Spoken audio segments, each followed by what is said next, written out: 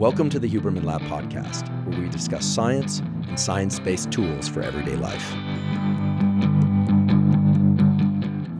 I'm Andrew Huberman, and I'm a professor of neurobiology and ophthalmology at Stanford School of Medicine. Today we are discussing journaling for mental and physical health. I want to emphasize that today's discussion is not a general discussion about the value of journaling. Rather, it is a discussion about a particular form of journaling that the scientific peer-reviewed data says is especially powerful for improving our mental and physical health. In fact, what I will describe today is a journaling method that is supported by over 200 peer-reviewed studies in quality journals.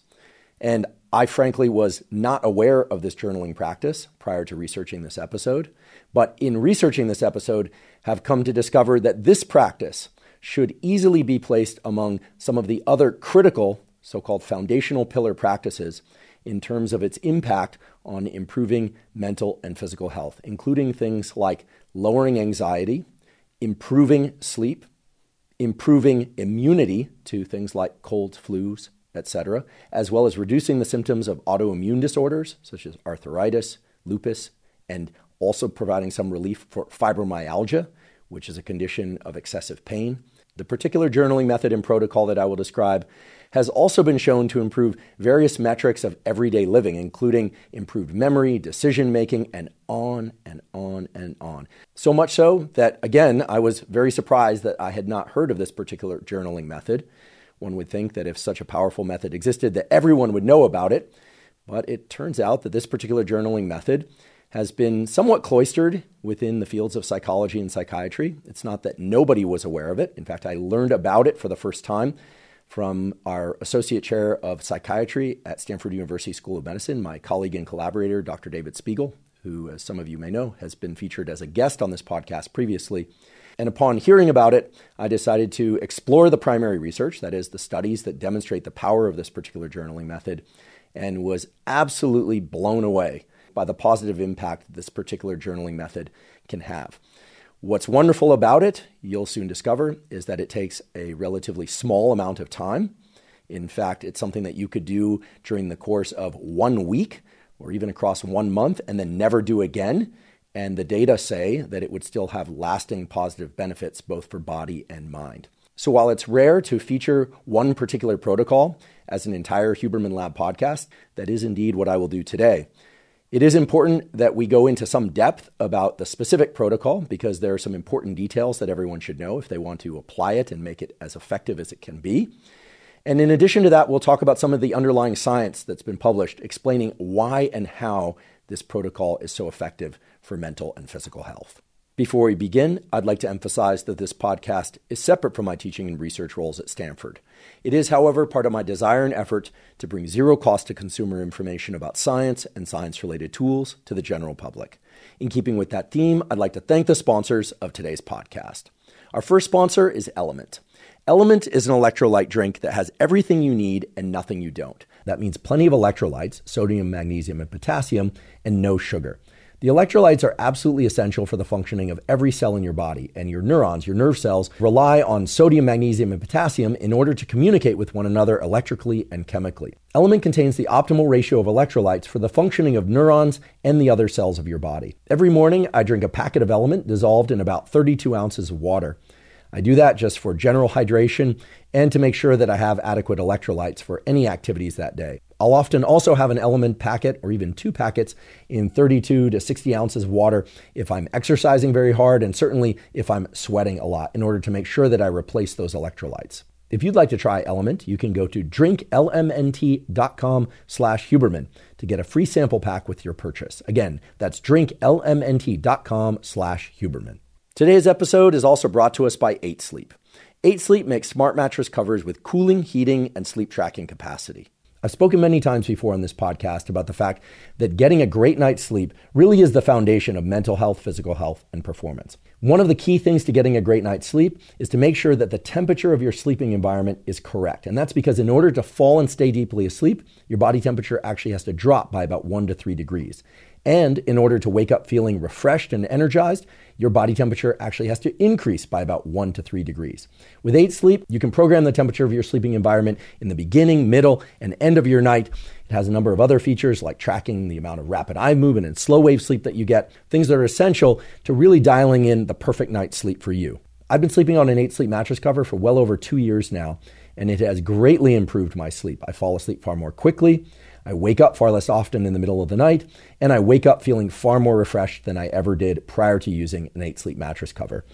If you'd like to try 8 Sleep, go to 8sleep.com/Huberman. Now through November 30th, as a special holiday discount, 8 Sleep is offering $500 off their bundles with a pod cover. 8 Sleep currently ships in the USA, Canada, the UK, select countries in the EU, and Australia. Again, that's 8sleep.com/Huberman. Today's episode is also brought to us by Waking Up. Waking Up is a meditation app that includes hundreds of meditation programs, mindfulness trainings, yoga nidra sessions, and NSDR, non-sleep deep rest protocols. I started using the Waking Up app a few years ago because even though I've been doing regular meditation since my teens, and I started doing yoga nidra about a decade ago, my dad mentioned to me that he had found an app, turned out to be the Waking Up app, which could teach you meditations of different durations and that had a lot of different types of meditations to place the brain and body into different states, and that he liked it very much. So I gave the Waking Up app a try, and I too found it to be extremely useful because sometimes I only have a few minutes to meditate, other times I have longer to meditate. And indeed, I love the fact that I can explore different types of meditation to bring about different levels of understanding about consciousness, but also to place my brain and body into lots of different kinds of states depending on which meditation I do. I also love that the Waking Up app has lots of different types of yoga nidra sessions. For those of you who don't know, yoga nidra is a process of lying very still but keeping an active mind. It's very different than most meditations. And there's excellent scientific data to show that yoga nidra and something similar to it, called non-sleep deep rest or NSDR, can greatly restore levels of cognitive and physical energy, even with just a short 10-minute session. If you'd like to try the Waking Up app, you can go to wakingup.com/Huberman and access a free 30-day trial. Again, that's wakingup.com/Huberman to access a free 30-day trial. Okay, let's talk about this particularly transformative form of journaling that initially was researched by Dr. James Pennebaker. James Pennebaker was a professor of psychology at Southern Methodist University when he first started researching this form of journaling and its positive impacts on the body and mind. But he has since moved to the University of Texas, Austin, where he still runs a laboratory and has continued his studies on the role of journaling and other forms of language, both spoken and written, in terms of their impact on one's mental and physical health. So the origins of the research into this particular form of journaling started in the mid-'80s. And it was really in 1986 that the first published manuscript about this form of journaling was published. Now, I want to be clear that prior to James Pennebaker studying this form of journaling, clearly others had used the form of journaling that I'm about to describe. However, it was Pennebaker that really started attaching measurements of the specific types of changes that occurred in people when they did this journaling in a particular way, and indeed came up with the precise protocol that we'll talk about today. So Pennebaker and colleagues, and James Pennebaker in particular, really deserves credit for the discovery of this method. As you'll soon learn, Pennebaker was absolutely meticulous in figuring out exactly how long the method should be carried out, what exact forms of change occurred in the body and mind. He was careful to explore the method in the context of students, as well as in the general population, in veterans, in elderly, in kids, and on and on. So it's really that incredible attention to detail and that scientific rigor that makes the protocol so incredibly powerful. So that first scientific study of this particular form of journaling, as I mentioned, was published in 1986. And I provided a link to that study in the show note captions. But what that study essentially consisted of was inviting undergraduate students into the university laboratory one at a time. And they were to spend 15 to 30 minutes writing about the most difficult, even traumatic or possibly non-traumatic, but still very difficult experience that they can recall from their entire life. The instruction included that they should write for the entire time. That is, because they were writing by hand in that particular experiment, that they were to not stop moving their hand for the entire duration of the 15 to 30 minutes. And in addition to that no one besides them, the person writing, would see what was written. at the beginning, middle, or even after the experiment. In fact, the students were invited to tear up the paper at the end of the writing exercise if they so chose. Okay, so the first key instruction is that they take a moment to think about what is the most difficult, perhaps even traumatic experience of their entire life. The second instruction was that they were supposed to write for 15 to 30 minutes. And the third instruction was that they were supposed to write for the entire time, that at no point would they take a pause unless somehow emotionally or physically they were unable to keep moving their hand on the paper. In fact, they were told to not pay attention to accurate grammar, to not pay attention to rereadability. They were told, in fact, that their writing could be replete with spelling errors or grammatical errors. That didn't matter. What was most important is that they tap into a particularly negatively charged memory of their prior life experience. Now, of course, because this was an experiment carried out in a university laboratory, there was a quiet place where the students could write undisturbed. But since we're taking this particular protocol and we're exporting it to the real world through this podcast, so it's important that if you decide to implement this protocol in your own life, that you carry out the writing in a place where you will not be disturbed for that entire 15 to 30 minute duration.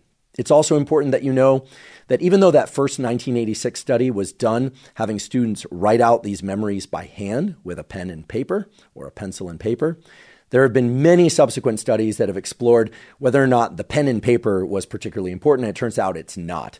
The exact same magnitude of positive effects are observed regardless of whether or not people write out their passage of words by hand or type it out on a word processor or any other form of writing. Now, just to make sure that everyone gets the exact same protocol that was provided in that first initial study from Pennebaker and colleagues, and that has been used really over and over and over again for more than 200 peer-reviewed studies that demonstrate the power of this protocol, I'm going to read to you some of the specific instructions from that first study. So the subjects were instructed to, quote, write about something that you are thinking about or worrying about way too much. Or if you're not thinking about or worrying about something way too much, perhaps you've deliberately tried to not think about this series of events or event, something that you've been dreaming about at night, perhaps in disturbing dreams, or something that you feel is affecting your life in an unhealthy way, either internally or externally. So it could be in your emotional state, your inability to calm down when you want to be calm. Maybe you're ruminating, maybe even compulsive thought. Maybe it's leading to addictive or compulsive or habitual behaviors. Or perhaps you can identify a specific trauma or set of traumas that you know are really plaguing your body and mind. The specific instructions that were given to the subjects in those experiments are the specific instructions that I'm going to give to you now, should you decide to implement this journaling protocol. And those instructions are as follows. I want you to write down your deepest emotions and thoughts as they relate to the most upsetting experience in your life. Really let go and explore your feelings and thoughts about it. As you write, you might tie this experience to your childhood, your relationship with your parents or siblings, people you have loved or love now, or even your career or schooling. How has this experience related to who you have now become, who you have been in the past, and who you would like to become? The instructions then continue to say, many people have not had a truly traumatic experience in their lives, but everyone has had major conflicts or stressors, and you can write about the most dramatic or stressful experience you've ever had. Okay, so those are some of the key instructions that subjects in these experiments were given before they do the exercise. And of course, they were given a few minutes to think about what they wanted to write. But once they selected what they wanted to write, they started writing. There was a timer going in the background for 15 to 30 minutes. And the reason, by the way, I keep saying 15 to 30 minutes is that some experiments employed a 30-minute period, other experiments employed a 20-minute period, others employed a 15-minute period. Turns out there were no major differences between the 15-minute and the 30-minute writing blocks in terms of the positive impact that they had on mental and physical health. But for some people and their particular experience that they're writing about, 15 minutes is simply going to be too brief a time in order to capture the entire experience and as many thoughts and feelings about that experience as one would perhaps put down onto paper or type out if they had a full 30 minutes. So you can allow yourself 15 to 30 minutes and feel welcome to stop before the 30-minute period is over. Or perhaps you're going to restrict yourself to 15 minutes and you're going to force yourself to get out as much as possible in that time. It really doesn't matter, or so say the data. Okay, so before I continue to detail the specifics of this writing protocol, you've probably already noticed that what I'm describing is a very different form of journaling than, say, morning notes, which is a form of journaling that writers often use in order to, quote unquote, clear out the clutter.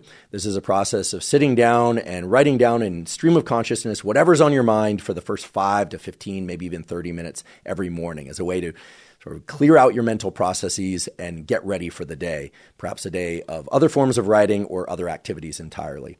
What I'm describing is also distinctly different from so-called gratitude journaling. In fact, it's quite the opposite. It's not writing about things that you're grateful for necessarily. It's writing about things that are extremely unfortunate that happen to you and that you have very charged negative emotions about. In addition, the form of journaling that we're talking about today is distinctly different from the form of journaling that I and many others have undertaken, perhaps not on a daily basis, but perhaps on a daily basis, where you essentially are writing out the contents of your daily life, a so-called diary. And I mention that because I think many people do journal, and some do so on a consistent basis. I would put myself into that category. Although the last few years I have not been journaling too much, I have literally stacks and stacks of journals dating back to the early 90s. I brought a few of them along today, and no, I'm not going to read them to any of you. In fact, when I was looking at these last night, and by the way, these are from the late, so this is summer of 1997, so I would have been late in my undergraduate career. This is fall of 96, 1992, always done on the same composition notebook at that time and always done by hand. I'm surprised that my handwriting was as legible as it was. It's gotten worse over the years. I don't know what neural process that reflects. But in any event, in reading over these journal entries, it was clear to me that, just as I had recalled, that each and every one of them was essentially an update about what was happening lately, what I was hoping for, some challenges, basically a diary of sorts. And these are kept in the second drawer of the second. No, I'm just kidding. The idea for me is also that no one will ever read these besides me. It was quite an interesting exercise to go back and read those. And there were a few cringe moments, but there were also a few moments where I found myself smiling because in certain ways, so little has changed between the person I was then and the person I am now. And fortunately, in so many ways, certain things have changed between the person I was then and the person I am now. Now, I mention all of that simply because I think the form of journaling that I've been doing for some years, this sort of autobiographical approach to daily entries or pseudo-daily entries, is far and away different than the type of journaling that we're talking about for sake of improving mental and physical health during today's episode, which is not to say that gratitude journaling or autobiographical daily entries, aka diary-type journaling, is not useful. In fact, there are data to support that gratitude journaling in particular can be very beneficial for both body and mind, everything from improving general states of happiness to reducing anxiety, improving relationships, and on and on. But to get back to the protocol that we're talking about today, you probably noticed that it is not a protocol that's likely to feel very good, at least not at first. And indeed, that's what the research shows. And this is something that you really need to be aware of, that when subjects are given this research assignment, during the assignment, they are often quite distraught. Oftentimes they cry. Oftentimes they find themselves holding their breath in anxiety.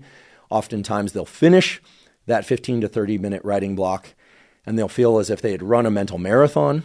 And therefore, the subjects were given a period of 5 to 15 minutes post-writing to settle down and transition back into their day. So I highly recommend that you incorporate that into your protocol as well. So if you're going to allow yourself, say, 20 minutes to write, you'll want to give yourself probably 10 minutes of quiet time to, bring your composure back and reset yourself so that you can re-enter daily living.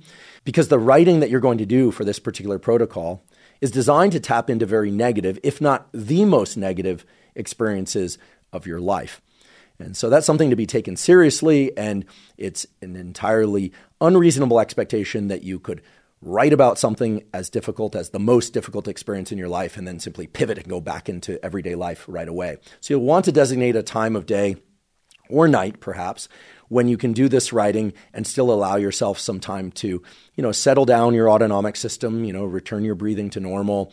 Perhaps, wash your face with some cool water. Remind yourself that the rest of the day continues, that you're doing great. In fact, you made it through this first installment of the journaling exercise. So you're probably starting to get the impression that this form of journaling that Pennebaker and colleagues really researched and pioneered the evolution of is quite different than other forms of journaling. And in fact, it's very different.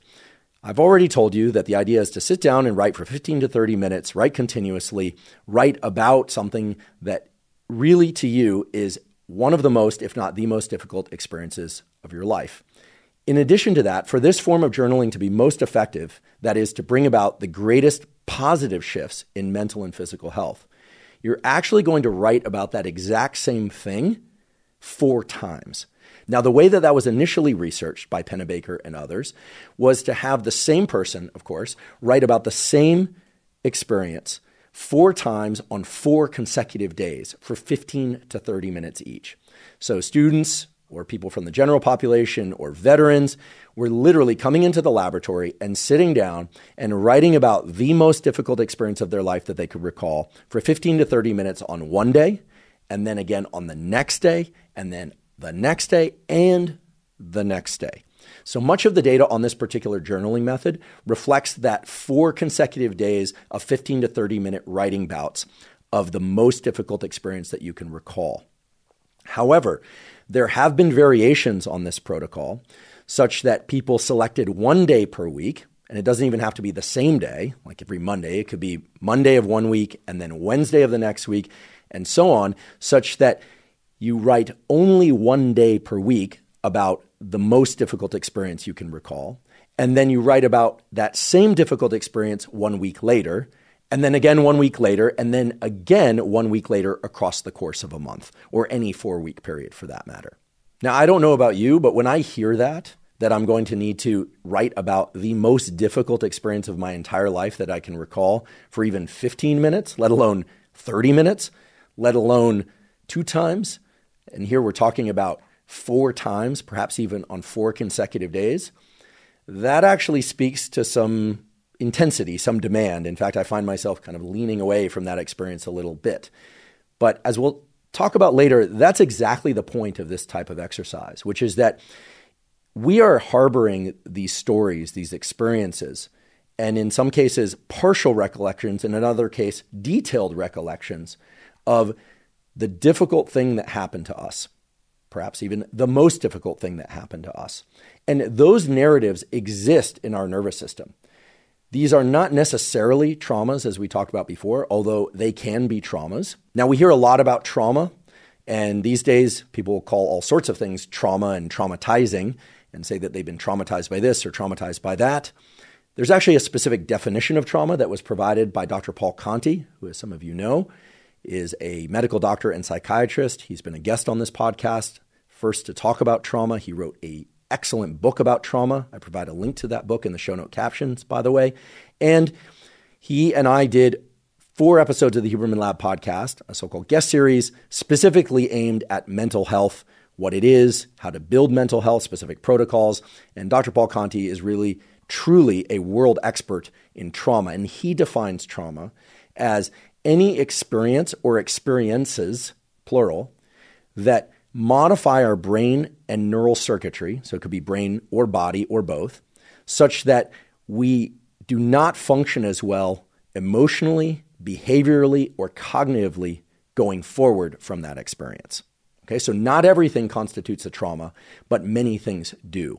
So applying that definition, I think it's fair to say that many, if not most people, have some form of trauma stored in their nervous system.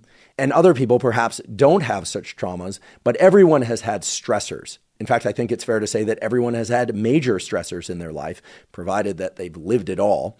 That's just part of life, unfortunately, or maybe fortunately. Maybe it makes us who we are in positive ways if we are able to transmute those negative experiences and stressors or traumas into particular forms of learning that allow us to do better. And indeed, that's possible. And that was discussed with Paul Conti in that 4-episode series on mental health.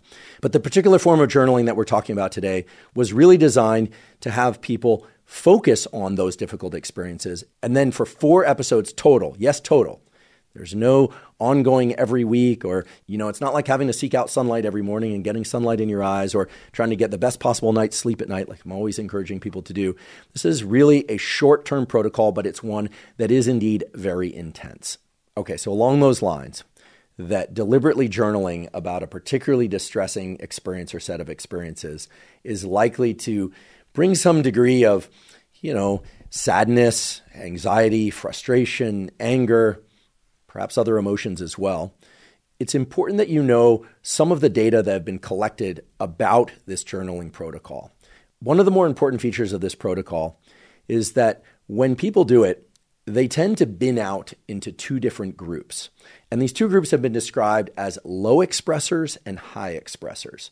Now, low expressors and high expressors have nothing to do with introversion and extroversion. That's actually been looked at, and they have no relationship. Okay, so some people who are very talkative and very extroverted, they could be a low expressor. Somebody who's very introverted tends to only, share when they really have something to say and maybe doesn't have a lot of interest in social interactions, or as some of you who heard the episode on relationships know, an actual introvert is somebody who really enjoys social interactions, but they are very sated. They are very satisfied by less social interaction than are extroverts. Okay, if you want to learn more about that, check out the episode I did on relationships.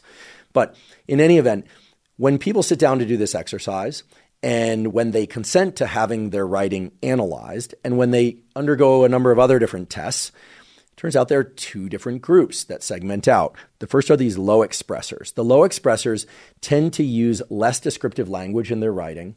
They tend to get less emotional during the first bout of writing, that first day of 15 to 30 minute writing. Whereas the high expressors tend to be people that use a lot of negative language to describe their negative emotions about the negative experience. So that means more negative descriptor words were used at higher frequency. These people, when they have their physiology measured, also tend to have higher amounts of distress and upset in the first bout of writing, that first 15 to 30 minute episode. So we've got two different groups, the low expressors and the high expressors. The low expressors on day one are sharing a bit less. They're expressing less on paper of their particular emotions that they can recall from that traumatic or very distressing event. And overall, based on physiological measures as well, so cortisol increases as well as skin conductance changes and heart rate and blood pressure, the lower expressors are effectively relatively more calm, less distressed as they write about this very stressful event in their lives relative to the high expressors who have higher blood pressure, higher heart rate. They tend to be the ones that cry more or hold their breath more or sob more. They have higher levels of cortisol during that first round of writing. Now, for the protocol to be effective, it doesn't matter if you're in the low expressor or high expressor group. Here's what's interesting. I just mentioned that on day one, the low expressors are less distressed physiologically and psychologically as they write about this, for them, very distressful event, whereas the high expressors are much more distressed, significantly more so, in fact, when these are measured in laboratory studies, on both mental and physical dimensions of stress. Now, that's on day one. But then what's observed is an opposite pattern of progression such that the low expressors become more and more distressed as the writing exercise continues from day 2, 3, and 4. Whereas the high expressors, these people that use a lot of language to communicate their distress and are experiencing a lot of physiological and emotional distress as they're writing on day one, their amount of distress from day 1 to 2 to 3 to 4 actually goes down more dramatically. So you can expect that you fall into one or the other group. This was truly a binary distribution where people binned out into one or the other based on a number of different measurements. But here's the good news. It turns out it doesn't matter whether or not you're a low expressor or a high expressor. You want to use the form of writing that's most natural for you and that for you communicates what that negative experience was like and how it has affected you, and perhaps how it's affected others as well. The important thing to know is that both groups, both the low expressors and the high expressors, benefit from this journaling protocol, such that 3 weeks later, and even 3 months later, and even years later, both groups are experiencing far less distress and baseline levels of stress than they did prior to embarking on the journaling protocol at the very beginning. Now, the reason I mention these two groups, the low expressors and the high expressors, is that it's a non-trivial detail of this writing protocol, because some people are very familiar with communicating their emotions, both in writing and perhaps in speech as well. And this actually has been looked at. There's a wonderful study also by Pennebaker and colleagues. And I should mention that even though he studied these journaling protocol for a good number of years, his laboratory has evolved now to studying all sorts of things related to how the particular language usage patterns that people use in everyday speech, as well as in their writing, how that reflects their underlying psychological tone and emotions, but also, and I find this so interesting, how the particular words that we use in writing and speech actually shape in a causal way our emotional state. So I'll talk a little bit about that later, but the important thing to focus on now is the results of this study entitled Natural Emotion Vocabularies as Windows on Distress and Well-Being. And this, again, is a study that was done by Pennebaker and colleagues. I've linked to in the show note captions. And it essentially examines people's natural language usage patterns. Now, what do I mean by natural and why is that important? Well, there have been many, many studies of people's vocabulary and assessing whether or not people have more knowledge of negative words to describe negative emotions or positive emotions. These studies are varying in their form, but generally consist of having people circle words they recognize or maybe writing out the definitions to. And it turns out that people that have more extensive knowledge of words that describe negative emotions themselves tend to have a lower affect or negative emotional state as compared to people who have more extensive knowledge of vocabulary words that pertain to positive emotions.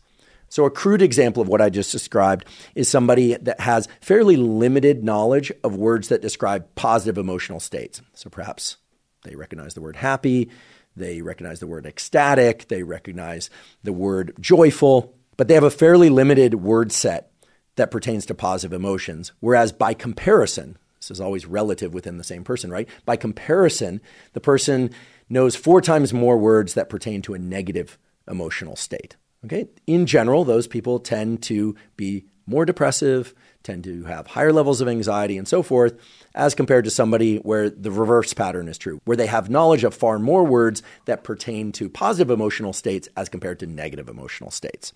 Now, on the face of it, that result probably seems straightforward, right? People that have a lot of words to describe happiness are more happy. People that have a lot of words to describe sadness and negative emotions are more sad. But it didn't necessarily have to be that way. And it turns out that it's not always that way. What do I mean by that? Well, the particular study that I've been describing here, this Natural Emotion Vocabularies as Windows on Distress and Well-Being, is an important paper because it explored not the words that people have knowledge of, but the word patterns that people tend to use in their natural speech, either spoken or written. And what Pennebaker and others showed is that people that tend to use a lot of negative words tend to have more negative emotional states, whereas people that naturally tend to use words that describe positive emotional states have more positive emotions. And this related to both mental and physical metrics of negative emotions and positive emotions. So this is a significant result because what it says is that our knowledge of vocabulary words is, while interesting and perhaps important for other things, is not nearly as important as which particular words we use on a frequent basis. And so whereas before I said, okay, if you're going to embark on this protocol of 4 writing sessions, 15 to 30 minutes each, that you should not monitor your writing, that you want to sit down, start writing, and just don't stop. You don't want to pay attention to grammar or spelling or anything else. And then after the 4th writing session, you don't look at what you've written for at least a week.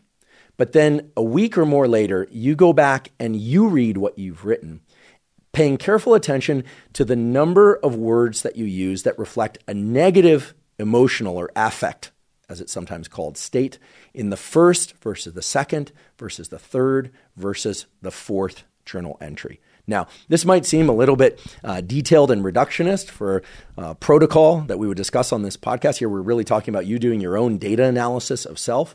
But if you think about it, a practice like this both can be very quick and highly informative. So for instance, you can go back and simply circle all the words that at first blush to you appear to reflect a negative state and put a square around all the words that, just by your read, seem to reflect a positive state, and then compare them across those 4 journal entries. And of course, you can opt to not do any of this. But what people find, that is what was discovered in the research literature, is that on average, the patterns of language use from the 1st to the 4th entry shift dramatically, such that by the 4th entry, people, even though they're still writing about the same negative experience, are writing about that experience in a very different way. Not only are they naturally using fewer negative words to describe their recollection and experience of that negative event, but the number of positive words is also increasing. Now, this is important because when Pennebaker and colleagues gave the instruction to people to do this protocol, they encouraged them to think about 3 things before they ever start writing. The first is, of course, to write about facts about that difficult experience. I think that's sort of obvious that when people are going to recall a difficult experience, they're likely to write down facts about that experience. The second thing that they wanted to remind them to include were emotions that they felt at the time of the experience, as well as emotions that they happen to feel now about that experience. And third, that people include writing about any and all links that come to mind about the negative experience and things that may be happening today or plans for the future, people from the past, present, or future. Really any link, no matter how distant it might seem or how random it might seem, to include that in the writing. Okay, so just to repeat the 3 things that they were instructed to include before they ever set their pens to paper or started typing out their negative experience. First, facts about the hard experience. So whatever they can recall that happened in that hard experience, or perhaps it was something that didn't happen and that was why it was a hard experience, but facts related to that hard experience, facts of the hard experience. Second, that they include writing about emotions felt at the time of the experience, as well as emotions felt now while writing about that prior experience. And third, to include any writing about any links that spring to mind about the negative experience and anything that's happening now, or perhaps happened in the past, or things that you have planned for the future. Now, that third category of links between the experience and other things may be direct and obvious. Maybe these are real aha moments where you go, oh my goodness, I realize now that, what's been happening for the last 6 months is a direct mirror of what happened in that earlier traumatic or very stressful episode.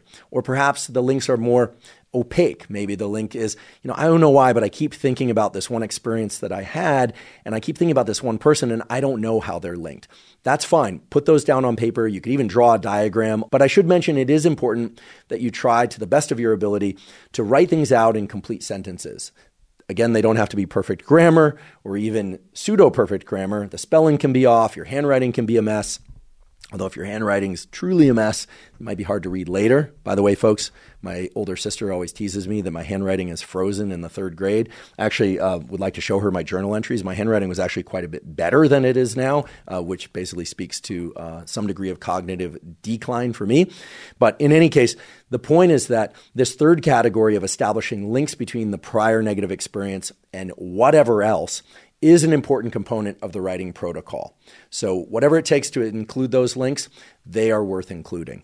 Now, I want to reemphasize that even though I pointed to the positive health benefits of using more positive words in one's writing or speech, as opposed to negative words, which tend to be associated with worse health outcomes, both in terms of physical and mental health, it is important and it's central to this writing protocol, if you're going to get the positive consequences of it, that you're not monitoring the words that you're using too closely. You're not trying to write this so someone else can see it. You're not trying to write the great American novel. You're not writing your eulogy. You're not writing your autobiography. You're really writing this for you. I can't emphasize that enough. You're doing this writing protocol so that you can work through something that is stressful or traumatic, that resides in your nervous system, and that is not serving you well. Indeed, next we're going to talk about what happens when these narratives of our prior negative experiences are not worked through, that they have not been put either to speech or to pen to paper or typed out. And perhaps more importantly, we're going to talk about the incredibly positive benefits, both at the level of neural changes, so-called neuroplasticity, which is the literal rewiring of neural connections, as well as psychological benefits, reduced anxiety, improved mood, improved sleep, and improved immune function that are the consequence of doing this 4 bouts of 15 to 30-minute writing protocol. As we all know, quality nutrition influences, of course, our physical health, but also our mental health and our cognitive functioning, our memory, our ability to learn new things and to focus. And we know that one of the most important features of high-quality nutrition is making sure that we get enough vitamins and minerals from high-quality, unprocessed or minimally processed sources, as well as enough probiotics and prebiotics and fiber to support basically all the cellular functions in our body, including the gut microbiome. Now, I, like most everybody, try to get optimal nutrition from whole foods, ideally mostly from minimally processed or non-processed foods. However, one of the challenges that I and so many other people face is getting enough servings of high-quality fruits and vegetables per day, as well as fiber and probiotics that often accompany those fruits and vegetables. That's why way back in 2012, long before I ever had a podcast, I started drinking AG1. And so I'm delighted that AG1 is sponsoring the Huberman Lab podcast. The reason I started taking AG1 and the reason I still drink AG1 once or twice a day is that it provides all of my foundational nutritional needs. That is, it provides insurance that I get the proper amounts of those vitamins, minerals, probiotics, and fiber to ensure optimal mental health, physical health, and performance. If you'd like to try AG1, you can go to drinkag1.com/Huberman to claim a special offer.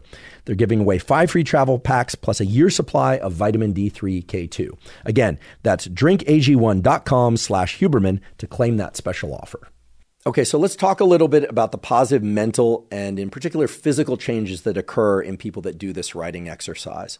I should mention that most of the studies, and again, more than 200 quality peer-reviewed studies of this protocol have been carried out and are still ongoing, not just in Pennebaker Laboratory, but in many, many other laboratories as well, reveal that the positive physical shifts that occur in people that complete this 4 bouts of writing in the way I described is both significant and long-lasting. Now, of course, it is not the case that these 4 episodes of writing can completely cure major forms of depression or post-traumatic stress disorder, although they have been shown to benefit, that is, to reduce depressive symptoms and to reduce the symptoms of post-traumatic stress disorder considerably, but they shouldn't be considered complete therapeutics for those conditions.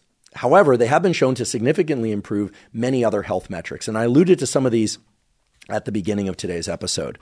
There have, for instance, been studies of this type of journaling protocol for people that have been suffering from chronic anxiety and insomnia, and indeed, they experience significant relief.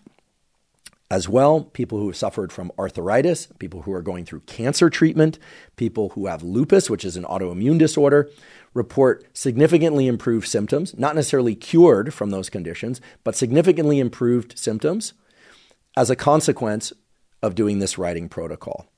In addition, and earlier I mentioned this, I realized, but I'll mention again, people suffering from fibromyalgia, which is a chronic pain condition that is or can be very debilitating, has shown significant improvement in symptomology, that is reduced chronic pain after they do this 4 bouts of writing in the way that I described. And again, the relief from pain seems to be ongoing. Again, not a total cure of their symptoms. I don't want to provide false hope here or overblow the positive impact of this particular writing protocol, but nonetheless, statistically significant shifts that were pervasive over time.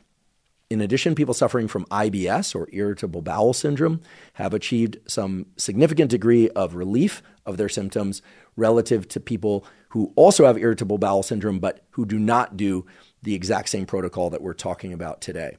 Now, of course, in all of these studies, we're not talking about people that simply do this writing protocol as compared to people that don't do the writing protocol.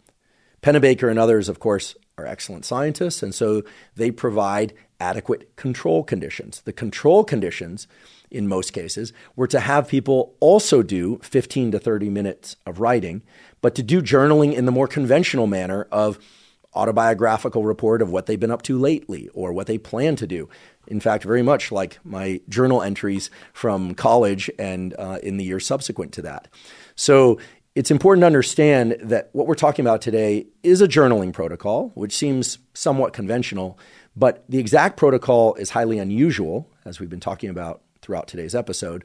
And in addition, all of the data that we're discussing in terms of positive mental and physical effects are data that were established relative, that is, are statistically significant as compared to a control group that also wrote for an equivalent amount of time, tended to write out an equivalent number of words on average, and yet we're writing about something quite different than the people that were in the so-called experimental group. So it's important to keep in mind that we're not simply talking about phenomenology here. We're talking about scientific studies where very specific measurements of the experimental group, that is the group that did this particular form of writing about something very distressing or even traumatic 4 times, 15 to 30 minutes per time, relative to a control group that did nearly the equivalent form of mechanical processes of writing, but that the specific emotional content related to that writing was the major variable that differed. In fact, that is one particular strength of the protocol we're describing today, that if you think about it, would be very hard to do in a study, say, of physical exercise, where you have people perhaps, run on a treadmill, getting their heart rate up to 85% of their maximum heart rate for 30 minutes, 5 days a week.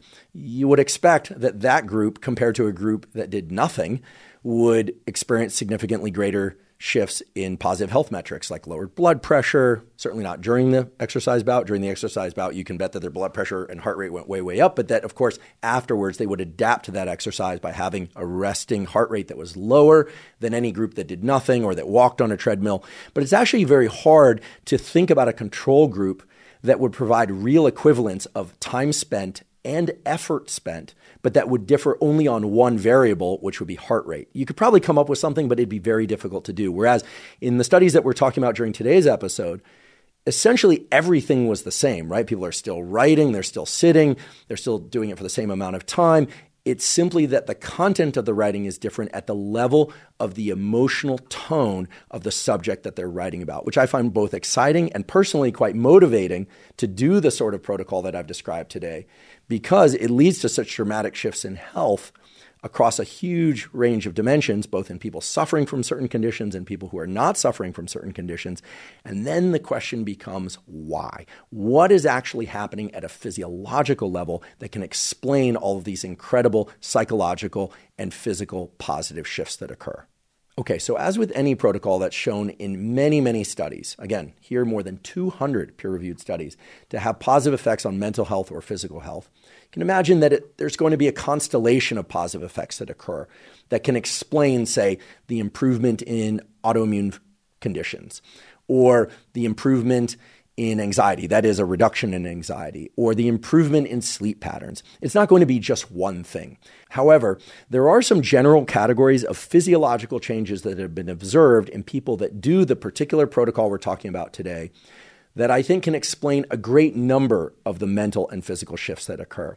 Now, one of the more important studies in this area that's been published, and here, again, this is a paper by James Pennebaker, but I don't want to give the impression that he's the only person or the only laboratory that's looked at this particular writing protocol. Many others have as well, and I'll provide links to some of those in the show note captions.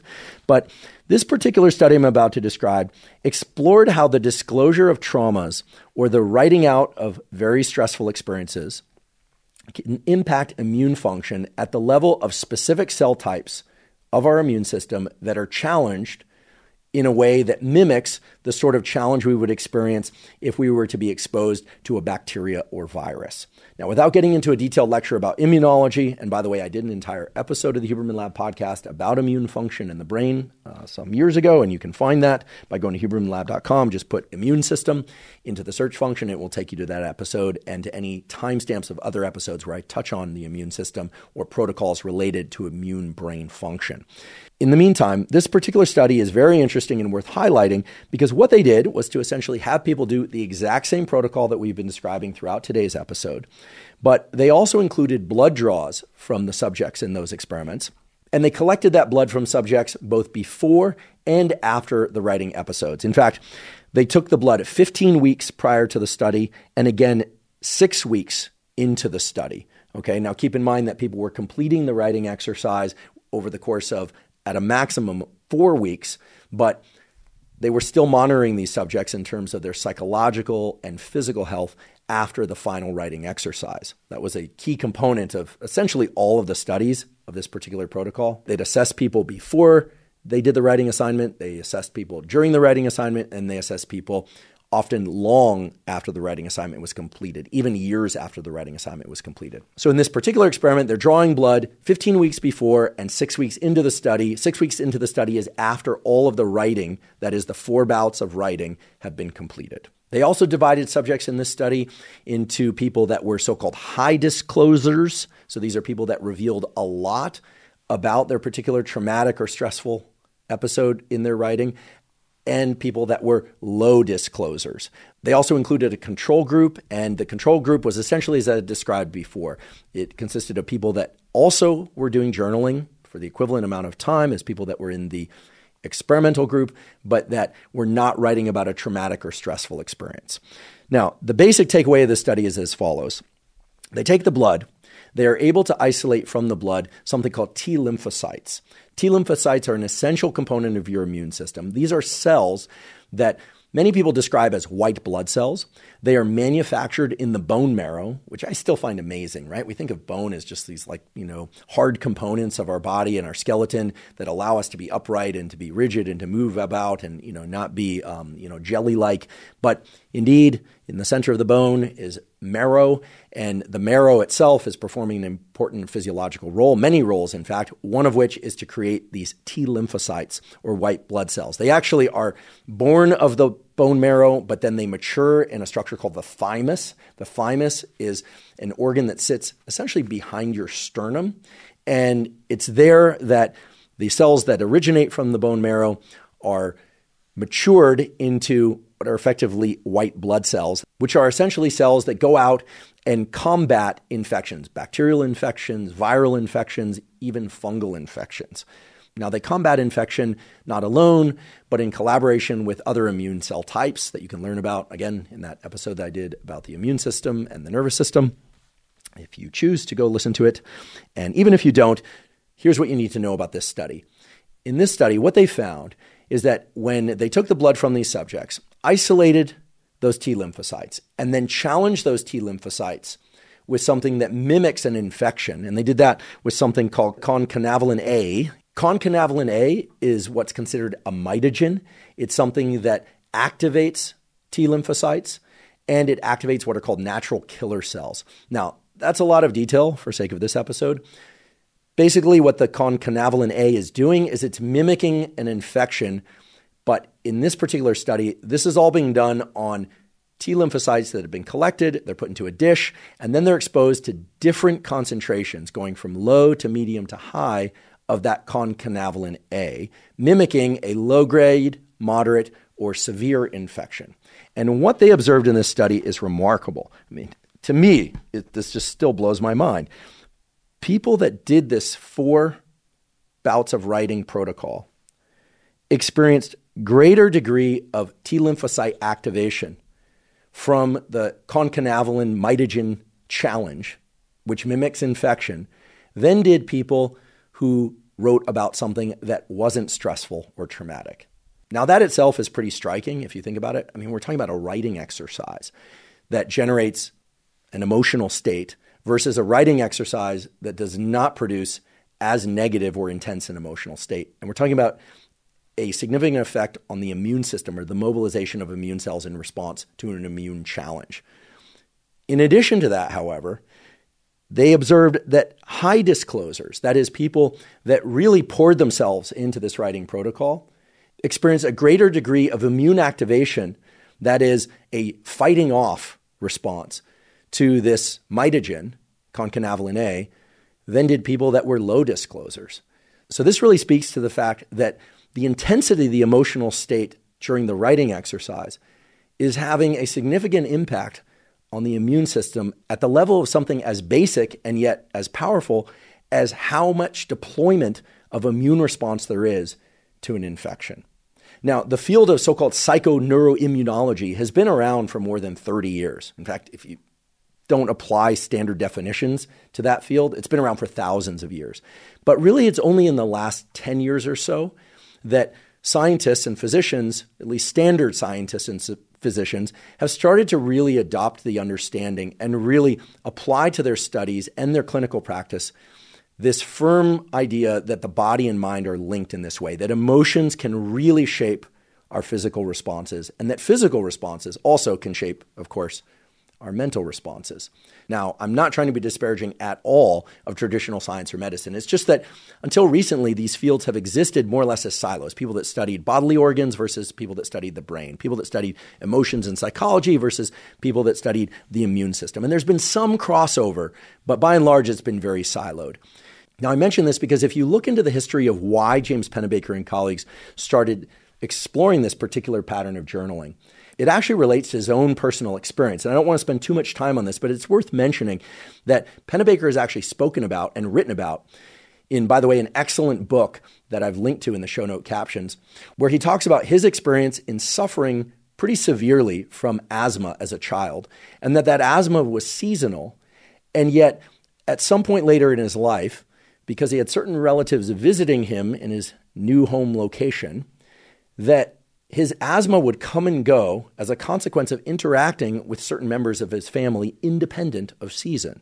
And basically what he deduced from his own personal experience is that there must be some link between our emotions, either negative or positive, and our immune system or other physical ailments or thriving in the physical sense. Now, he certainly wasn't the first one to come up with that hypothesis, but indeed, he was one of the first to really start exploring a protocol within the laboratory, an experimental protocol, that could really tap into high degrees of emotionality, in this case, negative emotions, and the consequence of that on physical health outcomes. And this study that I mentioned is but one of those examples. And in that way, he's truly a pioneer in thinking about, quote unquote, psychoneuroimmunology, but couching it not in the direction that most people do, which is, for instance, there have been lots of studies where people have said, okay, in people that are chronically stressed, which includes, of course, psychological stress, what are the effects on the nervous system, the immune system, et cetera? And as you could imagine, in general, people who were more stressed over long periods of time had worse physical outcomes, and people who were less stressed had better physical outcomes. But the protocol that we're talking about today is quite a bit different. So if you step back and think about it, it's a little counterintuitive. What Pennebaker essentially did was to have people deliberately induce a negative experience, and yet they're seeing positive physical health outcomes, or in this case, positive effects on immune system function. So that leads to the question of what's really happening during and after these 4 episodes of writing. And that's where things get especially interesting as it relates to the nervous system and to neuroplasticity, or the nervous system's ability to rewire itself in response to experience. So that's what we're going to talk about next. I'd like to take a quick break and thank our sponsor, InsideTracker. InsideTracker is a personalized nutrition platform that analyzes data from your blood and DNA to help you better understand your body and help you reach your health goals. Now, I've long been a believer in getting regular blood work done for the simple reason that many of the factors that impact your immediate and long-term health can only be analyzed from a quality blood test. Now, a major problem with a lot of blood tests out there, however, is that you get information back about metabolic factors, lipids, and hormones, and so forth, but you don't know what to do with that information. With InsideTracker, they make it very easy because they have a personalized platform that allows you to see the levels of all those things, metabolic factors, lipids, hormones, etc., but it gives you specific directives that you can follow that relate to nutrition, behavioral modification, supplements, etc., that can help you bring those numbers into the ranges that are optimal for you. If you'd like to try InsideTracker, go to InsideTracker.com/Huberman. For this week only, meaning now through November 26th, InsideTracker is offering 50% off all bundles and 30% off all other tests. Again, that's InsideTracker.com/Huberman. Okay, so what's happening at a mechanistic level that allows people who do these 4 bouts of writing about something traumatic or stressful to achieve these long-lasting positive shifts in mental and physical health? There could be any number of different changes occurring at the level of the mind or body. But what we're talking about here is trying to find the pivotal one, or sometimes referred to as the linchpin mechanism, that when one taps into that mechanism, it wicks out into all these different systems of the brain and body and provides all of these different positive benefits. Now, in researching this episode, I thought long and hard about this and came up with a short list of ideas. And as is always the case, people have worked in this area on this particular protocol and protocols similar to it in the field of psychology and neuroscience have also generated their own short list. And those short lists converge at the level of one particular mechanism that is worth describing. And that one particular mechanism is anchored around the concept of neuroplasticity, that is, our nervous system's ability to change in response to experience. And if you've heard me talk about neuroplasticity before, neuroplasticity in childhood occurs through rather passive experience of any sorts of events. In fact, one of the hallmarks of childhood is that just the mere exposure to an experience reshapes the brain, not necessarily permanently, but often in a way that is very long-lasting. Now, that's a feature of childhood because if you think about what the nervous system is really designed to do for us, it's, of course, what allows us to move our limbs. It's what allows us to have a heart rate that goes in the background without us having to think about it, so-called autonomic functions. It's what keeps us breathing without us having to think about it, and on and on. But one of the main functions of the nervous system is to be a predictive machine, to make good guesses about what's to come next. And one of the ways to make really good guesses about what's to come next is to take a certain period of life that we call childhood, superimpose on that period of life, that childhood, what we call a critical period or sensitive period, during which our experiences create a sort of map within us that allow us to predict, okay, well, if this person's in the room later, well, then that's likely to happen. Or if those people are in the room, any number of different things could happen, but of one particular category of experience as opposed to another. That's really what your nervous system does. It becomes a prediction machine, and it becomes a prediction machine by drawing strong correlations between emotional states, your physical surroundings, your perception of who's there, what happened just prior to something, and how it made you feel later. So when we talk about recounting a stressful or traumatic event, if you recall, there were three components to it. It involved facts about that experience, so literally who was there, what happened, as to the best of our recollection. If you recall the second thing, it's also about recounting how that experience made you feel at the time and how it makes you feel now. And then if you recall the third thing that's critical to include, it's about any links or associations between what happened and really anything at all. So if you think about it, all three of those things in that list are really about tapping into your neural map or your schema, as it's sometimes called, or your internal representation, both conscious and unconscious, of what happened during that stressful or traumatic event.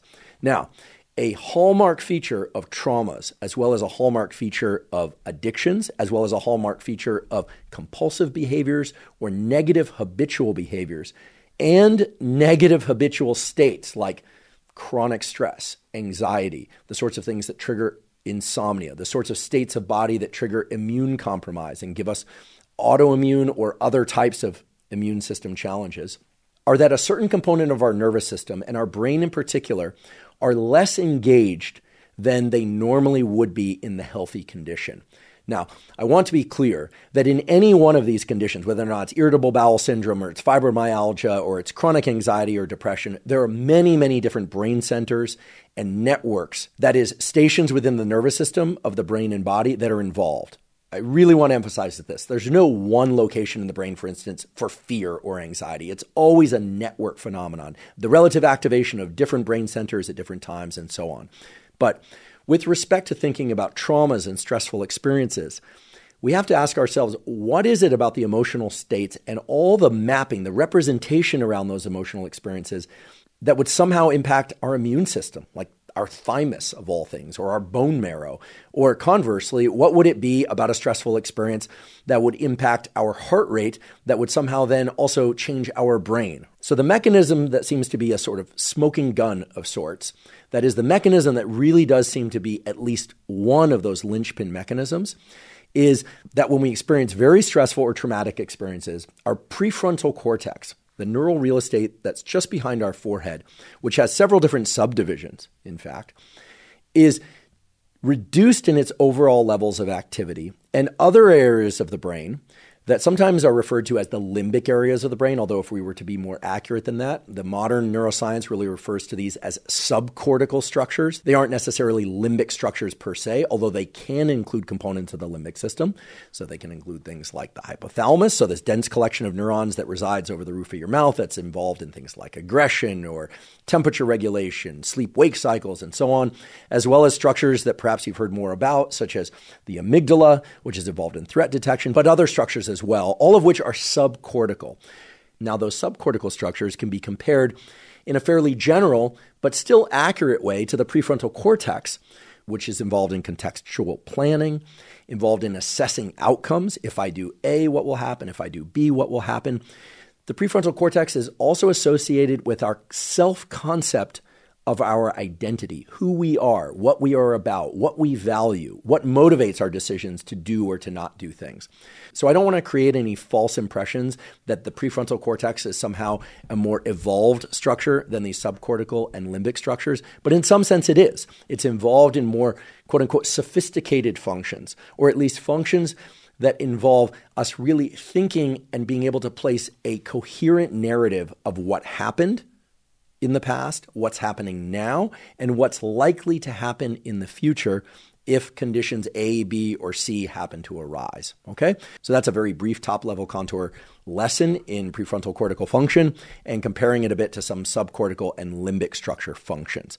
Now, there have been neuroimaging studies, in particular studies by the Huberman laboratory at University of California, Los Angeles, but neuroimaging studies in other laboratories as well that have established that when people recount very stressful or traumatic events, the prefrontal cortex level of activity is reduced as compared to when people recall less stressful or less traumatic events.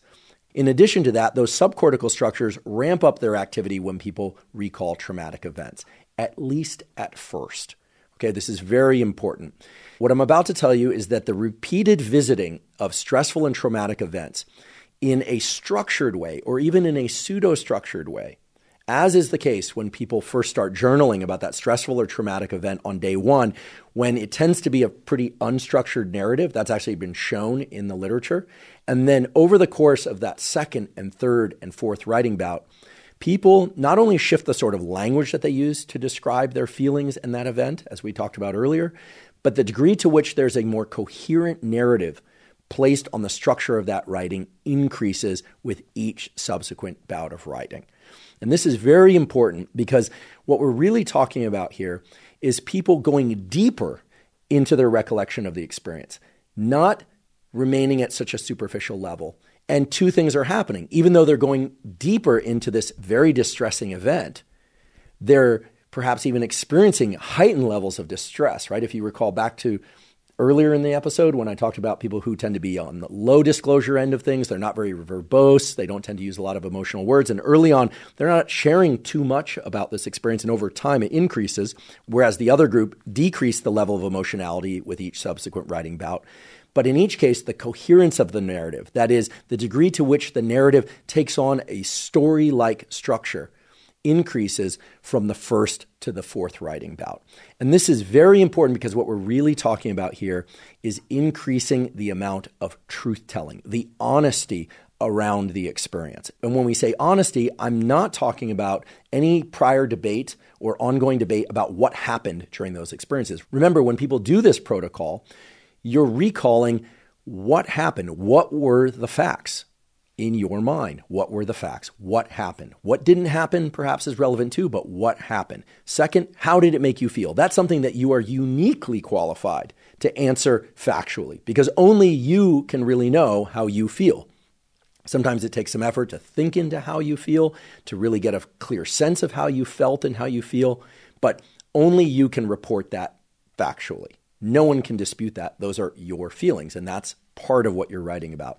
And then, of course, there's the third component of what are the connections between different experiences that are coming to mind. And there again, that is your unique factual report of what's going on inside your head around that event.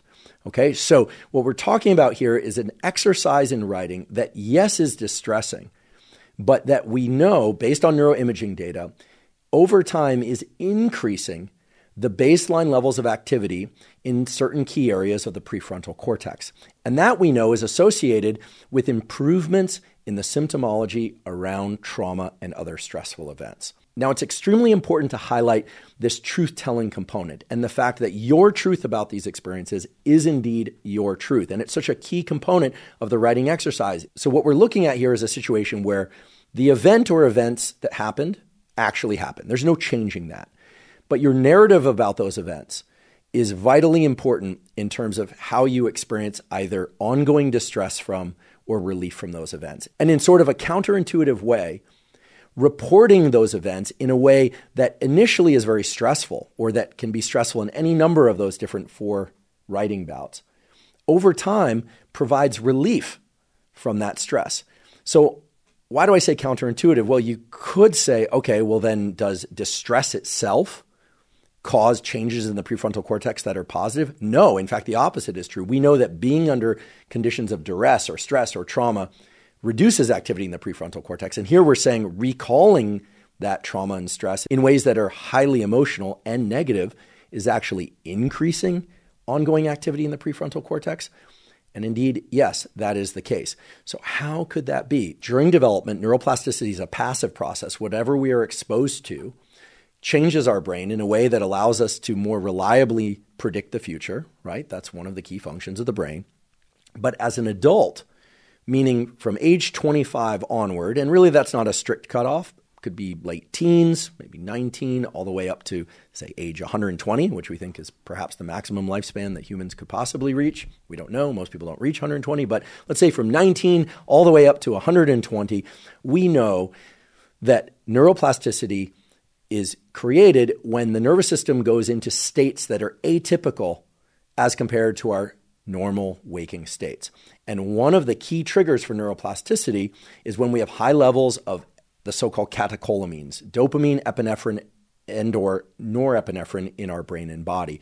That creates a state change that we call autonomic nervous system shift, where we have elevated heart rate, more distress, high degrees of emotionality. It is highly uncomfortable often, and yet that signals to the neural tissue, hey, something's happening here and we need to rewire, we need to change. And the actual rewiring occurs during deep sleep and states such as non-sleep deep rest, or anytime we're in a deep relaxation state. Some of you have heard me talk about neuroplasticity before, but the key elements to remember for today's discussion is that these states of heightened levels of emotionality are the trigger for neuroplasticity, and that the actual rewiring of neural connections happens in sleep and states such as non-sleep deep rest.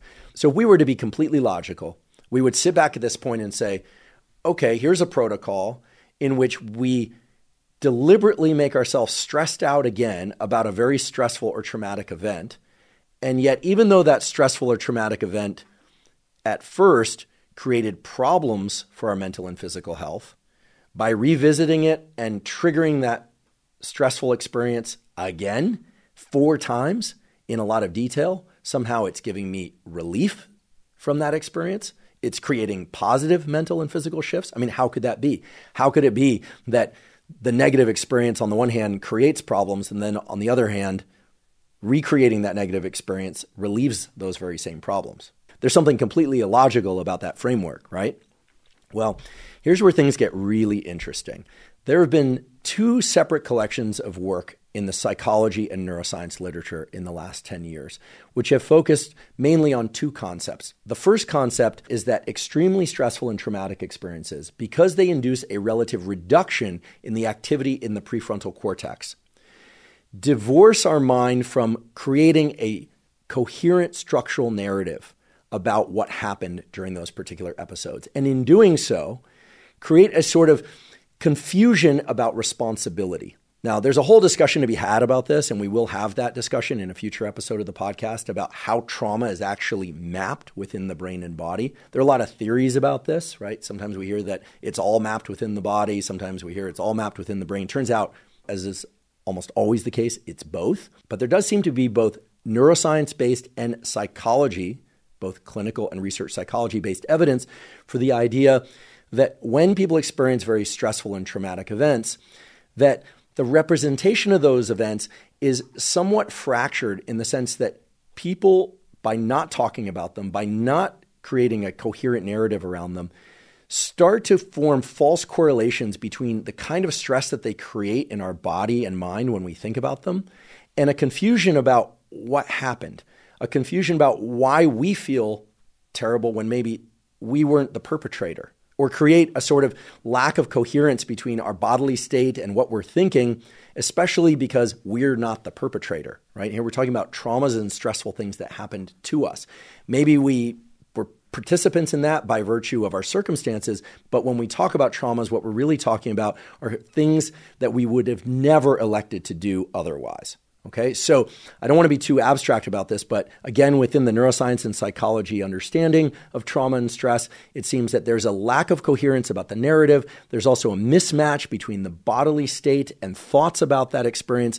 And there seems to be a confusion about who or what was responsible for inducing that negative state in a way that, in some sense, causes people to set aside that narrative and try and push it away and not think about it because it is confusing. It can often even be discombobulating. For those that have suffered from very stressful events and trauma, I think some of this will resonate with you. Now, a separate literature that's largely nested just within the neuroscience community, although it's starting to wick out into the psychology community as well, is the idea that when people tell the truth, and in particular when people tell the truth with a very coherent, structured narrative, the levels of activity in the prefrontal cortex increase, but not just temporarily.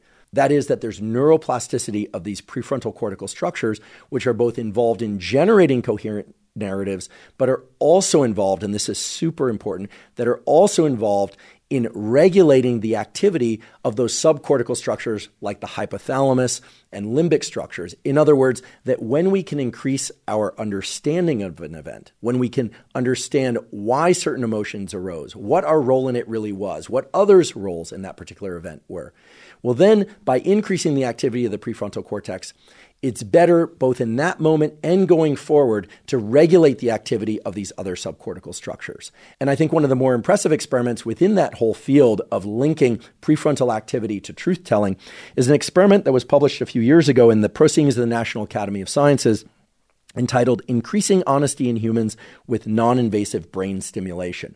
Now, this is a very artificial scenario where people come into the laboratory and they have people do what is essentially a die rolling game. They roll dice. Okay, so they're rolling dice, and then after they roll the dice, only they can see the score that they get with those dice. And then a number is presented on a screen, and they have to report whether or not the die roll that they did matches or does not match the number that's presented on the screen. And if it does match, then they get a monetary award. And the monetary award is not huge, but it's not insignificant either. For each die roll where they match the number that's presented on the screen, they get the equivalent of, and because this experiment was done in Switzerland, 9 Swiss francs, which at the time of the study corresponded roughly to $9, and today corresponds to roughly $10. So they do this repeatedly, and so in some sense, the subjects in these experiments are in a place to make not an enormous amount of money, but again, not an insignificant amount either. Now, here's the key component of the study. The statistics of the dice that they roll and the statistics of die rolling and the numbers that they are presented make sure that there can only be a correct match on average 50% of the time. Okay? And in this experiment, the subjects are asked to report entirely on the honor system what they got when they rolled the dice. And what one finds in this study and other studies that have been done subsequent to it is that when you take everyday people, so you take men and women, you take a broad age range, you're not selecting for sociopaths, you're not selecting for people in one given profession or another. Pick your favorite profession if you were to assume any one given profession has less honest people than others. They collect people from all sorts of walks of life, and people report getting the same number that is presented to them. That is a match about 68% of the time, which means they are not faithfully reporting what happened. Now, neuroimaging studies show that when people lie, certain areas of the frontal cortex increase in their activity, although the major effect when one looks neurally is a reduction in the prefrontal cortex, and in particular subcompartments of the prefrontal cortex that we'll talk about in a moment. And this particular study, entitled Increasing Honesty in Humans with Non-Invasive Brain Stimulation, as the name suggests, used non-invasive brain stimulation. So this is transcranial magnetic stimulation, which is a really nice and convenient tool because you don't have to drill down through the skull. You can simply put this tool, it's a little coil, you put it over a particular part of the brain on the outside of the skull, indeed on the outside of the hair, and you can either inhibit or stimulate particular brain areas using this transcranial stimulation. I've actually had this done, not in this particular experiment, but I had it done when I was a graduate student some years ago, and it was placed over my motor cortex, and I was instructed to tap my fingers in a particular sequence, and then they inhibit neural activity in a particular brain area, and I was unable to tap in that same sequence, and they could even shut down my ability to tap. It was terrifying, frankly, although I don't want to discourage anyone from participating in any of these experiments should you choose. And yes, of course, your motor abilities come back immediately afterwards. That's why they can run these experiments. Now, in this experiment, what they did is they stimulated or inhibited neural activity in particular areas of the prefrontal cortex, and what they discovered was, I think, and many others, by the way, also agree, a remarkable result, which is that when they stimulated over a particular region of the prefrontal cortex, people's honest report of what happened when they rolled the die relative to the number they were presented increased. Okay, so they went from reporting that they had matched the number on the screen and therefore won money 68% of the time. That number was reduced down to what?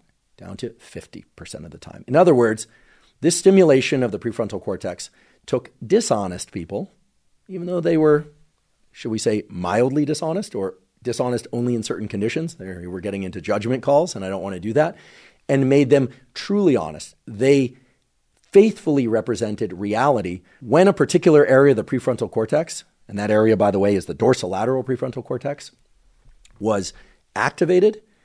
They became truly honest. They faithfully represented what happened in the die rolling game. Now, the conditions in this experiment are far and away different from the journaling protocol that we've talked about up until now. However, there have been subsequent studies that have shown that indeed, when people tell the truth to the best of their abilities, they are absolutely trying to faithfully report what happened in a given experience of theirs.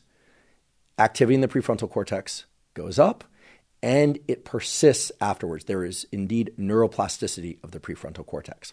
So the hypothesis that seems to be the most likely, and indeed has the greatest weight of evidence for it, is that when people accurately and truthfully report an experience, even if that experience is a stressful and traumatic one, the repeated activation of the prefrontal cortex that occurs during that truth-telling, even though the truth-telling is about a highly negative experience, has the net effect over time of leading to more activity in the prefrontal cortex.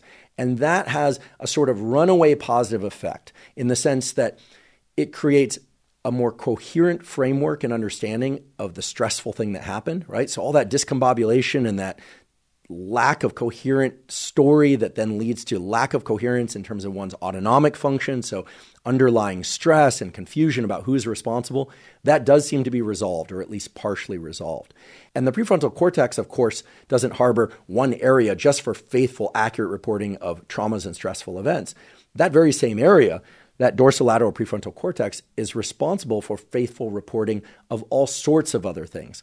And there are now more and more studies showing that truth-telling, faithful, accurate representation of what we at least experienced in our past and are experiencing presently is good for us both in the short term and the long term. And this, I believe, and other researchers, both neuroscientists and psychologists and psychiatrists that I've talked to about this result, are in agreement that when one sees all these positive shifts in, say, immune system function, like how could it be that these cells produced by the bone marrow and the thymus are somehow better able to deal with an infection when one has recounted a traumatic or stressful event, right? First of all, it's counterintuitive. Second of all, why would that be? I mean, how are the body and brain linked in that way? Well, they're linked through this thing that we call the nervous system. And the key component of the nervous system in this context is that when the prefrontal cortex can organize its understanding of why our autonomic nervous system was so active, well, then the autonomic nervous system, it seems, becomes less likely to be active when it's not supposed to, okay? That could at least partially explain the reductions in anxiety, the improvements in sleep, the reductions in insomnia.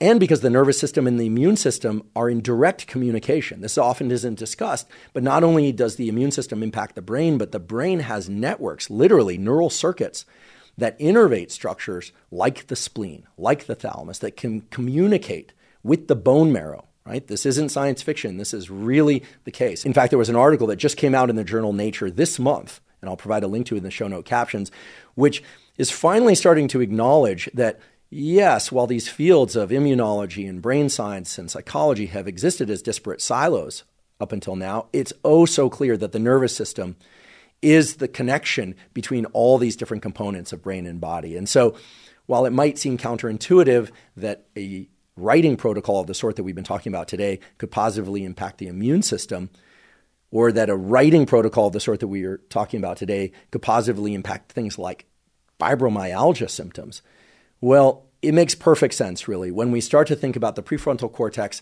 as this highly flexible seat of our cognition, about our self-representation, our ideas about who we are, and about when certain elements within our brain and body ought to be activated and when they ought not to be activated. Because so much of the negative symptomology of stressful events and traumas is about the kind of disarray and discombobulated activation of wakefulness in the middle of sleep, right? Getting woken up in the middle of the night and not being able to go back to sleep, or elevated heart rate, panic attacks, anxiety, and on and on. I talked about some of this in the Huberman Lab podcast episode that I did about stress and how to master stress with particular protocols. It also came up in the discussion with Dr. Paul Conti in the episode about trauma and the series on mental health. So what we're pulling together here is a mechanistic understanding of why something like writing for 15 to 30 minutes about a stressful or traumatic episode would or even could induce all these positive shifts in mental and physical health. And while we don't have a complete understanding about the underlying mechanisms, the activation and the neuroplasticity of the prefrontal cortex seems to be one of the most logical and the most likely that sits at the center of at least the top list of the most important mechanisms. I want to be clear that yes, indeed, I'm saying that when you write about your truth, about the facts, the events of an experience, and your emotions as they relate to that experience, and the connections that you draw between any number of different things around that experience, that the truth-telling is the stimulus, and that the emotion that accompanies that truth-telling is what allows for neuroplasticity to occur. And that indeed truth-telling and heightened levels of emotion, even if they're negative emotions, really do seem to have a positive rehabilitative effect. They're not necessarily going to cure every ailment. I certainly don't want to give that impression, nor am I saying that people can't still benefit from therapy, talk therapy, or other forms of therapy like prescription drug therapy, etc. Those certainly have their place. You should talk to an expert psychiatrist, psychologist, medical doctor, of course. And in fact, the data on the sort of journaling that we talked about today indicate that people's progression through talk therapy, drug therapies, et cetera, for depression and PTSD is accelerated, and significantly so, when they do this type of journaling. So the sort of journaling we're talking about today and other therapies are not mutually exclusive. And yet the journaling protocol that Pennebaker and colleagues came up with, I think, is spectacular because it has a number of important features. And some of those are perhaps obvious to you already. First of all, it's completely zero cost. I mean, it costs a bit of time, but not even that much time. It has an emotional cost. We should acknowledge that. It's intense, right? And the more intense, it seems, the more effective. And third, it's something that really can be done either in the course of 4 days or across an entire month. So it has some degree of flexibility to it. I would even say a great degree of flexibility to it. And last, but certainly not least, it's been shown over and over again. I mean, more than 200 peer-reviewed studies, not just from Pennebaker, but from others as well, to have myriad positive effects on the body and the mind in ways that are not just short-term, but that are pervasive, not just over months, but indeed over years. So I don't know about you, but when I first learned about this literature, I was, initially a little bit skeptical because that's just my nature. I'm like, wait, how could journaling have such a huge impact? I mean, I've been journaling for years. I know other people that journal on a regular basis, and I've never heard of this particular impact, and I certainly haven't heard or seen the data.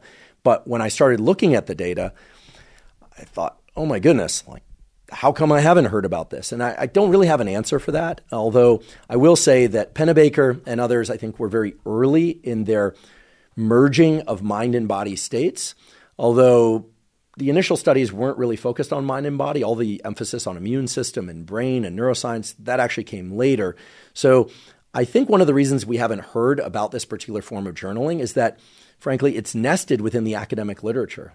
I haven't heard much about it being incorporated into clinical practices, although I am sure it is incorporated into clinical practices. And frankly, whatever the reason, I'm just grateful to my colleague, Dr. David Spiegel, who again is our Associate Chair of Psychiatry at Stanford. He's a medical doctor, incredibly highly esteemed worldwide for his work on neuroplasticity and helping people with stress and anxiety and all sorts of other challenges, for informing me about it. So much so that I've decided that next month I'm going to do one bout of writing for each week within that month. I've opted to not do the 4 consecutive days of writing.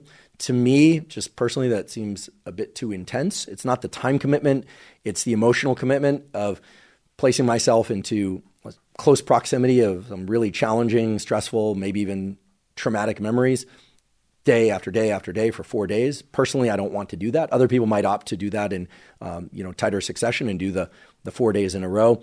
What the literature tells us, again, is that it doesn't really matter. As long as you do the 4 bouts of writing sometime within a month period, doesn't matter if they all are back-to-back days or you spread them out by a week or so. Just to recap the other components of the protocol, you're going to write about the same event for all 4 writing episodes. Those writing episodes can be anywhere from 15 to 30 minutes, but not less. Throughout each writing episode, you're going to continuously write, right? Unless you need to stop to catch your breath or wipe your eyes dry of tears, you're going to keep writing. It is not necessary to pay attention to grammar or spelling, but some degree of coherence, maybe not perfect complete sentences, but some degree of coherence is probably useful, especially if you decide to go back and analyze what you wrote later, which again is an option. You don't have to do that.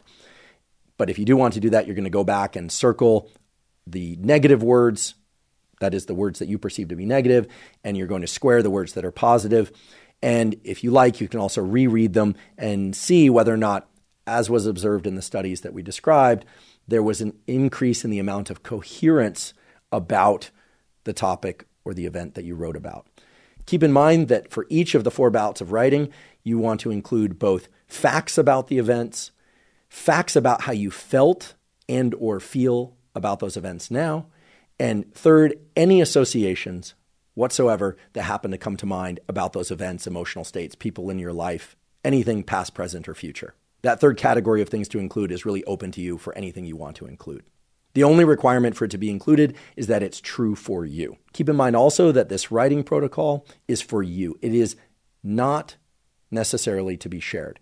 Now, there isn't a rule that says that you cannot share it with anybody, although I do want to introduce the important caveat that if you are going to share it with someone, that person should be a dedicated healthcare, ideally mental health care professional.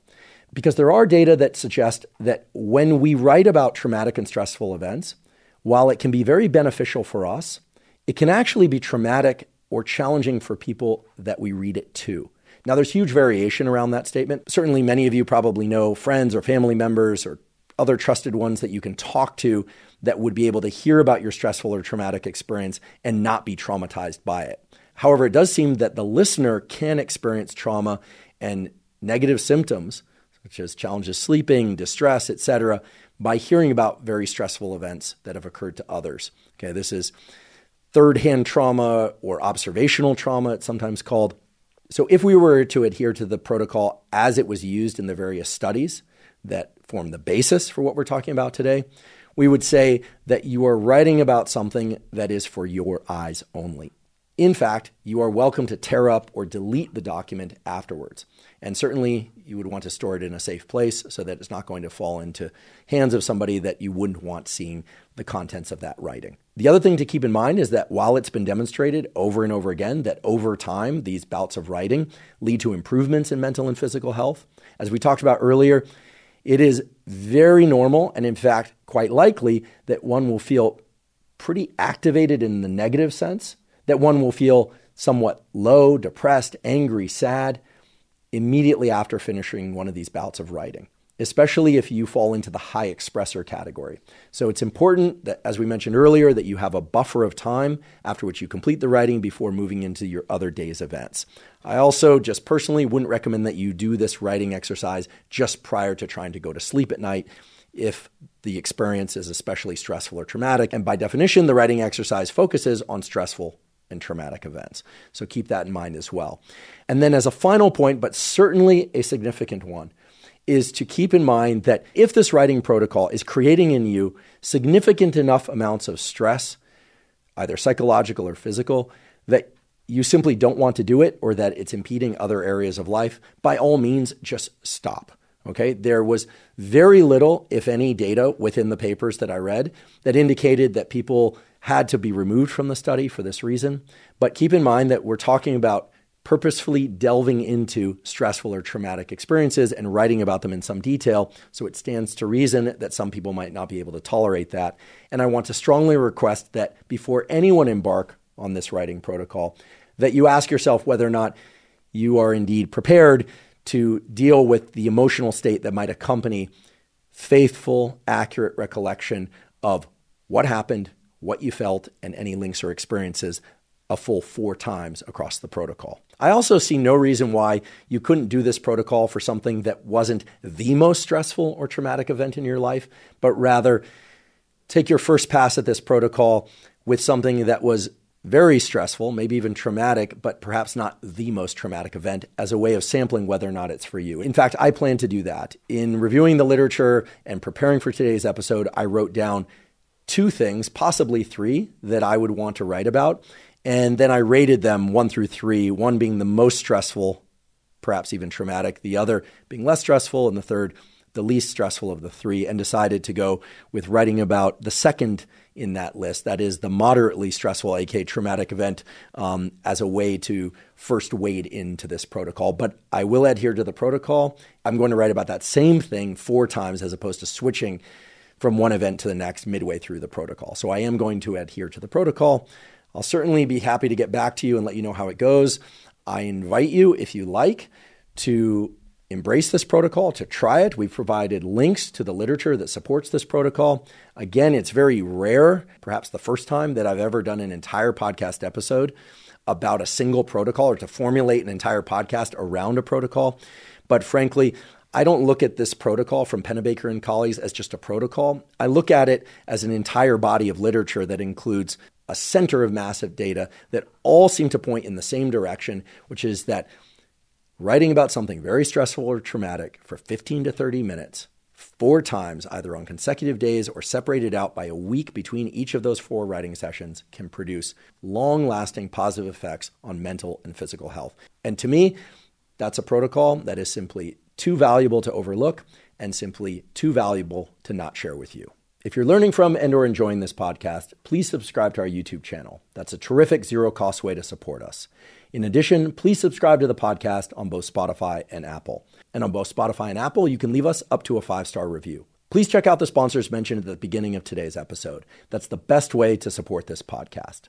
If you have questions for me or comments about the podcast or topics or guests that you'd like me to consider for the Huberman Lab podcast, please put those in the comments section on YouTube. I do read all the comments. Not on today's episode, but on many previous episodes of the Huberman Lab podcast, we discuss supplements. While supplements aren't necessary for everybody, many people derive tremendous benefit from them for things like improving sleep, for hormone support, and for improving focus. To learn more about the supplements discussed on the Huberman Lab podcast, you can go to Live Momentous, spelled O-U-S, so it's livemomentous.com/Huberman. If you're not already following me on social media, I am Huberman Lab on all social media platforms. So that's Instagram, Twitter, now called X, LinkedIn, Facebook, and Threads. And on all of those platforms, I discuss science and science-related tools, some of which overlap with the contents of the Huberman Lab podcast, but much of which are distinct from the contents of the Huberman Lab podcast. So again, it's Huberman Lab on all social media platforms. If you haven't already subscribed to our Neural Network newsletter, the Neural Network newsletter is a monthly newsletter that's completely zero cost that includes podcast summaries